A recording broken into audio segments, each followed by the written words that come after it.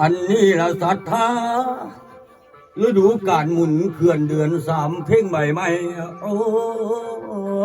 โลนฤดูฝนก็ผ่านแล้วเสียงแมงงูอังกล่อมไพกาดำเอ๋ยนับแต่จากพาลานี้ลงมาทางไต่แพ้ไม่ไผ่มาฆ่าเกาะตาผาขาวได้พาเลาะขึ้นฟังเสินโอ้ยวังโอ้พันดงหลวงยาวเยินพันเครือก่อยเลือดน้อยยังจังได้มาหอดนี่สวนกูไอ้หน่วย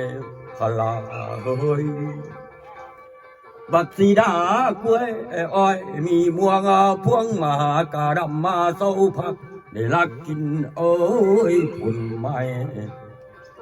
จากสวนไผ่บ่ท่านหูดูตะการเหลืองอารามสวนดอกไม้งามงามบานอยู่เลาะเรียบจ่ายมองแล้วใครสะอ่อนกาดำโอ้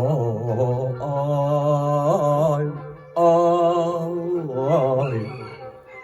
กาดำมานอนลิ่นย้ำกังเว้นอยู่ใต้ห่มหอมกินดวงดอกไม้ย้ำลมตองผัดมาหน่อยบ่นั้นนึกว่าเสียงฝ่าห้องกองสนั่นในหูกาดำฟังดูผัดแม่ละเสียงคนเบาเจ้าของสวนมาบ่สิรอฟังตั้งท่า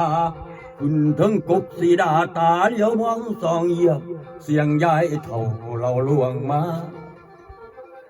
ฟังเสียงเล่าดาปล่อยปอบหาผีตำจักงัวควยไผ่นอออกมาลวงสวนจนเพมากล้วยไว้หักเป็นทางเล้าถึงคางถึงห้องมือจับเสียมคอนกะตากาดำเอ้ยพ่ออยากลงงาไม่ไปจ่าว่าอีแม่ยายเห็นแต่เพียงทั้งหลังยังว่าท่านเห็นหน้าถ้าเป็นเรามาเห็นผมสิเต้นเข้าป่าหาทางหลบหลีกลีอ้อยยันเสียมเหียนอีแม่ยายโอเดนอ